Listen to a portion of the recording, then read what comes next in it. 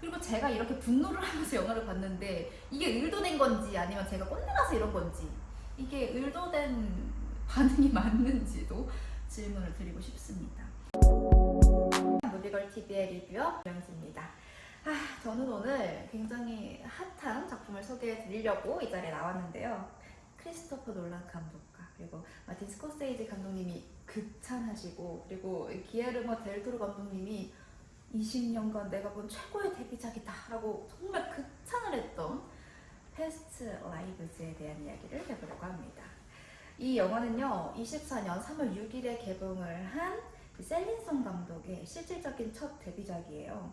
데뷔작으로 아카데미상에서 작품상과 또 각본상 후배 모두 오른 아시아계 최초의 여성 감독이라고 하니까 정말 대단하신 분이죠. 정말 존경스럽습니다. 이런 같은 여성으로서 굉장히 존경스러웠어요. 이 영화의 출연진으로 여주인공 나영, 노라 역의 그레타리 배우님과 그리고 남주인공 혜성영, 너무너무 사랑하는 소년미가 있는 배우님이시죠. 유태우 배우님이 출연을 하시면서 이 두 배우님이 이끌어 나가시고요.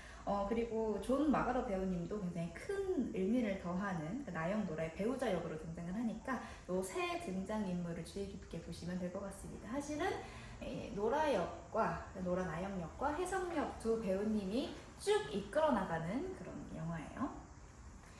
패스트 라이브즈, 이 영화의 제목이죠. 이 뜻은 전생이라는 뜻인데요. 이 전생의 사랑이 뭐 현생에 다시 만나서 하는 뭐 그런 판타지스러운 영화인가? 라는 생각이 되기 쉽죠. 전생. 사실 판타지와는 거리가 굉장히 먼 현실적인 영화입니다. 서울에서 어린 시절을 보낸 첫사랑이 이민을 떠나가면서 12살 때 헤어지게 되고 12년 후에 스카이프 아시나요? 나이가 좀 탈로날라나? 스카이프 영상통화를 통해서 다시 재회를 하게 된 뒤에 또 15년이 지난 후 뉴욕에서 재회를 하게 되는 그런 이 두 주인공의 만남의 타임라인을 차분히 따라가는 그런 영화이고요. 굉장히 현실적인 이야기를 하는 영화입니다. 줄거리도 이게 다예요. 굉장히 간단하죠. 이게 세세한 줄거리는 말씀드리기 좀 그렇지만 이 만남의 타임라인이 답니다. 어떤 사건이 있거나 하지도 않아요. 그런데 왜 전생이라는 제목을 썼을까요? 왜 전생이라는 제목을 사용을 했을까 하게 되면 굉장히 많은 얘기가 나오게 되는데, 그러면 이 영화를 다 보시게 되는 거예요. 너무 큰 스포일러가 될 수 있어서 이는 영화를 통해서 확인을 하셔야 될 것 같고, 단편적으로 말씀을 드리자면 이 영화가 2년을 이야기하고 있기 때문입니다. 이 정도만 말씀드릴게요. 이 두 주인공은 24년 동안 3번을 만나고 3번의 헤어짐을 겪게 됩니다. 그러면서 2년을 서로 이야기를 하게 되는데요. 이때 전생을 이야기하게 되는 이 영화 제목을 풀이해주는 굉장히 진한 명장면이 나오게 되니까 딱 그 장면을 보시고 시리가 대답을 하네요. 딱 이 진한 얘기를 딱 보시면서 이래서 이 영화의 제목이 패스트 라이브즈, 전생을 뜻하는구나 라고 하시면 될 것 같아요. 영화 속 장면들을 그래도 조금만 더 얘기를 해보자면요. 먼저 초반부 스카이프 영상통화를 하는 장면들이 굉장히 인상 깊었어요. 스카이프 영상통화 아시나요? 이렇게 모르시는 분들도 많으실 것 같아요. 스카이프 영상통화 옛날에 스카이프 영상 네이트원 비슷한, 네이트원도 아시려나 모르겠는데 스카이프 영상통화라는 요즘 페이스톡 같은 기능이 있었습니다. 그걸로 이제 뉴욕에 살고 있는 노라와 한국에 살고 있는 혜성이 만나게 되는데요. 어릴 적 첫사랑이었던 둘이 이게 12년 만에 이 논란의 스카이프로 영상통화를 통해 재회를 하게 됩니다. 굉장히 어색하고 막 설레이면서 간질간질한 그런 느낌들이 고스란히 전해지거든요. 이 두 배우님의 그 간질간질한 그 어색한 첫사랑의 느낌이 너무 좋았어요. 저는 그거 보면서 제가 누워서 있는 템포관에서 영화를 봤는데 거의 막 슈퍼를 때리면서 봤거든요. 너무 설레가지고. 다행히 그 영화는 심야 영화라 저밖에 없었습니다. 막 이렇게 때리면서 봤는데 너무 설레이고 좋더라고요. 이 설레임의 감정 여러분도 영화를 통해서 느껴보세요. 그리고 이 노라와 혜성의 도시를 번갈아가면서 보여주는 장면도 나와요.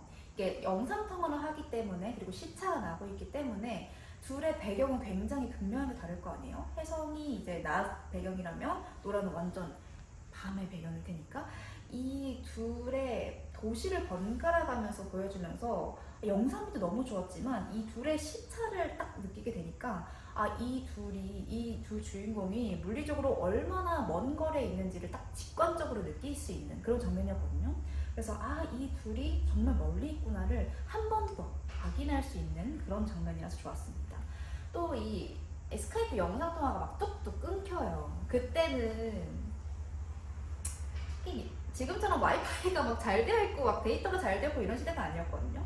그래서 스카이프 영상 통화가 지금도 페이스타임 막 끊기잖아요. 그땐 더 끊겼거든요. 막 뚝뚝뚝뚝 끊깁니다. 그러면서 막 노라가 막 울부짖어요. 혜성아 나를 언제 만나러 올 수 있어? 이게 얼마나 먹먹하고 참 안타깝냐라는 생각이 들었습니다. 이게 물리적으로 멀리 있고 그나마 하나의 만남의 매개체도 스카이프도 마음대로 되지 않았을 때 그 짜증남과 그 막 보고 싶은 그런 막 복잡한 감정들이 그 노라의 울부짖음을 통해서 한 번에 좀 와닿게 되는 그런 장면이라서 저는 요 세 장면을 초반부의 명장면을 뽑는데요. 결국에 이 둘은 두 번째 헤어짐을 맞습니다. 현실적인 문제죠. 근데 왜 우리도 그 상황 때문에 어쩔 수 없이 이별을 하게 되는 경우가 많잖아요. 시간이 없어서일 수도 있고 안타깝지만 돈이 없어서일 수도 있고요. 지금 노라랑 혜성처럼 거리가 너무 멀어서 너무 장거리의 문제 때문에 헤어지는 경우도 있고 굉장히 여러 이유로 심리적이든 물질적이든 뭐든 여유가 없기 때문에 헤어지는 경우가 있는데 이게 애정이 식어서 둘의 막 사랑이 떨어져서 정이 떨어져서 헤어지는 게 아니라 현실적인 문제로 어쩔 수 없는 상황으로 헤어지게 되면 되게 허하잖아요. 마음이 좀 공허해진다고 해야 되나? 굉장히 좀 먹먹하고 어쩔 수 없는 이 상황이 싫고 답답하고 막 그런 감정들이 느껴지는데 좀 TMI이긴 하지만 저도 새로운 진로를 찾으면서 그냥 너무 바빠지기도 하고 심리적인 여유도 없어지고 뜻대로 잘 안 되니까 자존감도 좀 떨어지고 이래서 이별을 맞이한 적이 있었거든요. 연애를 하게 되면 또 시간도 많이 뺏기니 가뜩이나 바쁜데 제 할 일도 제대로 못하게 되니까 이별을 구했었는데 이 둘의 어쩔 수 없는 이별을 보면서 그때 제가 어머주 돼서 굉장히 좀 먹먹하다라는 생각이 들었습니다. 좀 씁쓸했어요. 네, 그리고 둘이 재배를 하게 되는 장면은 굉장히 명장면이다, 인상 깊은 장면이다라고 꼽을 수 있는데요. 노라는 근데 여기서부터 조금 화가 나. 노라는 영주권 때문에 좀 일찍 결혼을 한 상태였어요. 이미 유부녀. 그런데 혜성이 한국에서 휴가라는 명목으로 노라를 보러 옵니다. 근데 또 단 둘이 결혼을 했는데 이제 아줌마인데 혜성을 보러 갑니다. 단 둘이 데이트를 즐겨요. 저는 이거를 허락해준 남편도 진짜 대단하다 생각해요. 여러분들이라면 허락해줄 수 있으신가요? 저는 성이 좀 좁은 사람이라 잘 모르겠어요. 근데 이게 조금 애매하긴 합니다. 12살 때 마지막으로 보고 헤어진 아내의 오랜 고향 친구, 또 아내가 하필이면 한국에서 왔으니 얼마나 그 추억과 향수에 서려 있겠습니까? 그래서 안 보내주기에도 조금 그럴 것 같기는 해요. 근데 보내주자니 너무 이성이잖아. 그리고 또 유태호 배우님이 너무 잘생겼잖아. 보내주기 싫을 것 같아요. 너무 유태호 배우님이니까. 하지만 또 안 보내주면 또 속 좁은 사람이 될 것만 같기 때문에 또 남편도 보내주지 않았을까. 아니면 이 노라의 어떤 이성적인 그런 친구인 걸 다 떠나서 그냥 노라의 고향이 한국에서 온 친구이기 때문에 쿨하게 보내준 게 아닐까라는 생각이 드는데요. 여기서 명대사가 나와요. 저는 이 명대사를 보면서 진짜 소리 질렀어요. 아무도 없이 저 혼자 봤거든요. 너무 짜증이 나는 거예요. 너무 막 화가 나는 거예요. 어릴 때 보고 나서 이제 스카이프 영상통화로만 보다가 실제로는 거의 24년 만에 보게 되는 거예요, 둘이. 어릴 적 첫사랑이. 정말 이건 영화를 꼭 보셔야 되는데 너무 따사로운 햇살 아래 너무 포근한 그 날씨와 너무 완벽한 청춘물의 그 한 장면 같은 그런 배경 속에 노라와 혜성이 딱 마주보고 와 너다 이러면서 웃는데, 그래 노라가 결혼을 안 했으면 너무 완벽하게 설레이는 너무 청춘과 같은 그런 명장면이거든요. 근데 노라가 결혼을 했잖아. 노라는 유부녀잖아요. 유태우 배우님이 그 특유의 정말 아이 같은 모습과 이 남자다운 모습, 그리고 이 교묘하게 섞이면서 그 정말 아름다운 피사체로서의 그 영상미가 너무너무너무 아름다운, 진짜 영상미로는 너무 완벽했지만 노라가 유부녀라는 점 때문에 굉장히 지금 둘이 뭐 하는 거야? 정말 화가 났었던 그런 장면입니다. 사실 제가 좀 유교걸 좀 꼰대이긴 해요. 그러니까 결혼을 한 유부녀인데 왜 저렇게 청춘 로맨스 같은 저런 장면을 연출을 하는지 뭐 다 뜻이 있으시겠죠. 그래서 저는 좀 화가 났어요. 저는 인생에 여사친 남사친은 없다라는 주의거든요. 저는 남사친이 한 명도 없는데 한 명 있구나. 근데 그 친구도 1년에 딱 한 번 생일 때만 인사를 하는, 정말 남사친은 없다 이런 주의이기 때문에 굉장히 화가 났던. 이게 좀 살짝 빠져나가서 제 얘기를 해보자면, 저는 자신의 애인이나 배우자 앞에서 할 수 없는 행동은 배우자가 없어도 보이지 않아도 몰라도 완벽하게 속일 수 있어도 하면 안 된다는 주의거든요. 이거는 그 상대방에 대한 기본적인 예의라고 생각을 해요. 근데 노라 그리고 해서 남편이 보는 앞에서 그렇게 애틋하게 서로 바라보면서 와 너다 라는 말 할 수 있겠냐고. 그렇게 청춘 로맨스 같은 그 아름다운 장면 남편한테 보여줄 수 있냐고요. 이게 정말 이 둘이 특별한 스킨십이 있거나 막 수위가 높은 대화가 연출되는 건 전혀 없습니다. 근데 너무 막 청춘 로맨스야. 이 설렘과 따스한 과닉한 분위기 저는 용납할 수 없습니다.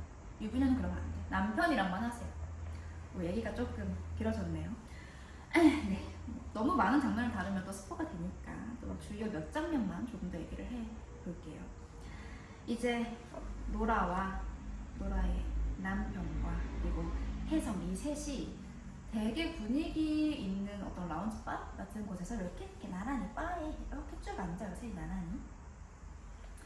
제가 지금 너무 막 꼰대 같고 너무 막 화를 내서 여러분 좀 불편해하실까봐 걱정이 되는데, 저는 이 장면 보고 속이 뒤집어졌습니다. 진짜 저는 이 영화 끝나고 엄마한테 전화해서 엄마 나 영화 봤는데 나 화가 나 죽을 것 같다면서 엄마랑 100분 토론했거든요. 아니 아까는 그래도 노라 남편이 없었잖아요. 안 보였잖아. 혜성이랑 노라 둘이만 있었잖아요. 근데 이제는 셋이 남편이 옆에 있잖아요. 근데 우리 노라 남편을 전혀 신경 쓰지 않습니다. 의도적인 연출이겠죠? 남편을 아예 프레임에서 잘라내버려요. 그래서 이 장면에서 남편이 잘 나오지도 않습니다. 이렇게 내 옆에 남편이 있는데 프레임상에서는 여기 이렇게 딱 잘라. 남편이 안 보여요. 그리고 노라가 등을 확 돌려버립니다. 혜성이랑만 도란도란 얘기를 해요. 남편 여기 있는데 남편 등 졌어. 저 노라 남편 불쌍히 죽는 줄 알았습니다. 제가 노라 남편이었으면 막 속에서 막 눈물이 나왔을 것만 같아요. 이게 의도적인 연출인 것 같지만 이거 감독님한테 정말 많은 질문 드리고 싶습니다. 어떤 정말 이게 이 장면에서 속이 뒤집어지는 게 맞는지, 아니면 제가 다른 감정을 느꼈어야 됐는데 제가 그냥 너무 유교걸이라서 이런 감정을 느꼈던 건지 좀 궁금하네요. 근데 저는 의도된 연출이라고 생각을 하고 그걸 봤을 때 제가 유추하기에 이 셀리송 감독님은 뭔가 이 혜성과 노라가 둘이 너무 이렇게 푹 빠져 있어서 이게 뭐 사랑이 아닌 것 같고 뭐 어떤 첫사랑의 설레임 혹은 한국에서의 추억 같은 것 때문에 이 둘 세상의 사람들이 완전히 지워진 듯한 그 느낌을 받고 있다는 그 두 주인공의 느낌을 연출한 것이 아닐까 하는 생각이 들어요. 왜 저희도 너무 사랑에 빠지게 되면 주변 사람들이 안 보이잖아요. 예를 들어서 남자친구랑 막 한 일주일 될 시점 되면 막 공공장소에서도 막 사람들 신경 안 쓰이고 막 손 잡고 싶고 막 스킨십 하게 되고 이러잖아요. 그래서 뭔가 이 둘이 너무 둘에게 푹 빠져 있어서 주변이 완전히 블랙아웃된 그런 거를 표현하려고 하신 게 아닐까 하는 생각이 들었습니다. 그런 생각이 들면서 화가 더 났어요. 얼마나 빠진 거야 둘이? 남편 지금 옆에 있잖아. 남편 남편 너무 불쌍해. 네, 그렇습니다. 근데 제가 자꾸만 스토리에 대한 얘기를 하게 되는데, 제가 화가 났던 결정적인 이유 중에 하나는 이 전에 노라와 남편이 둘이 잠을 자면서 남편이 노라에게 이런 말을 해요. 이것도 굉장히 명대사인데, 노라가 이제 한국어로 잠꼬대를 한다고 해요. 그러니까 노라는 꿈을 한국어로 꾸는 거죠. 근데 남편은 한국어로 전혀 못하거든요. 그래서 남편이 이런 말을 합니다. 당신이 내가 이해 못하는 말로 꿈꾸는 게 당신 마음속에 내가 가지 못하는 장소가 있다는 사실이 두려워라고. 노라는 이 남편의 불안한 내면을 이미 알고 있는 거예요. 이미 혜성을 만나기 전에 남편과 이런 대화를 나눈 겁니다. 혜성과 한국어로 나눠요. 근데 남편이 분명히 한국어로 잠꼬대를 하는 노라에게 내가 당신 마음속에 가지 못하는 장소가 있다는 사실이 너무 두렵다라는 말을 진솔하게 꺼냈는데, 남편을 등지고 24년 만에 만난 첫사랑과 한국어로 대화를 합니다. 너무 배려가 없지 않나요? 근데 이제 혜성과 노라가 한국어로 대화하는 건 오케이, 인정, 이해합니다. 그런데 이 대화의 내용이, 수위가 남편이 알아들으면 안 돼요. 그러니까 지금 이 노라와 혜성이 굉장히 예의 없게 남편을 등지고서 둘이 얘기를 하면서도 되게 애틋한 눈빛을 보면서 얘기를 하는데, 그 알아들었으면 속 뒤집힐 만한 그런 내용이었던 거예요. 그러니까 그냥 한국어로만 대화하면 인정인데, 그 대화 내용이 남편이 알아들으면 안 되는 내용이었다는 거 자체가 불쌍해서 어떡하니. 이때 남편의 심정이 어땠겠어요? 네? 어땠겠냐고요. 여러분이면 어땠을 것 같아요? 저라면 진짜 눈물 흘려요. 심장이 멍들어서. 혜성은요, 지난 추억입니다. 응? 혜성은 지나간 추억이고 지나간 사랑이고요, 지나갈 사람이에요. 혜성이 노라에게 지금 막 중요한 상대가 아니란 거예요. 그냥 추억, 나의 정체성 뭐 이런 식으로 관계를 맺어도 되는 사람이면 맞지만, 일단 결혼을 한 노라에게 가장 중요한 사람은 그녀의 남편입니다. 익숙함에 속아 소중한 걸 잃지 마요, 노라. 그런데 노라는 정말 배우자에게 너무 무례했다는 생각이 들어요. 그런데 문제는 혜성이도 무례했다. 이 장면은 꼭 영화관에 보시면서 영화관에서 저와 함께 이 분노를 느끼셨으면 좋겠어요. 제발. 정말 화났습니다. 심지어 나중에 이제 혜성을 배웅을 하고요, 이 노라가 남편 품에 안겨서 엉엉 웁니다, 아이처럼. 근데 남편이 또 이걸 다 받아줘요. 나라면 궁디 때렸을 것 같아. 나라면 아유 이 화상아 진짜 뭐하는 거야, 정신 차려, 봐줘도 것도 한계가 있어 하면서 궁디 빵빵 때릴 것 같은데, 우리 노라 남편은 다 포용해줍니다. 멋진 남편이에요. 저는요, 영화 속 주인공들이 싫을 때가 있습니다. 제가 영화를 보는 관점이 조금 특이할 때가 있는데, 주인공이라는 이유로 주변 사람들의 배려가 너무 당연해지는 게 싫고요, 주인공의 특별한 이야기를 위해서, 이 영화의 특별한 스토리를 위해서 이 들러리로 희생당하는 사람들이 생기는 게 굉장히 싫어요. 근데 지금 노라의 남편이 딱 그런 상황인 게 아니었을까 하는 생각이 듭니다. 제가 이렇게 싫어하는 게, 이렇게 정말 현실적인 이야기를 다룰 때 더 싫어하거든요. 있을 법한 이야기, 뭔가 어딘가에서는 이런 관계가 있을 것만 같아서 더 감정이입이 돼서 굉장히 노라와 혜성이 미웠던 그런 장면들이었어요. 근데 물론 노라는 상황이 좀 다르죠.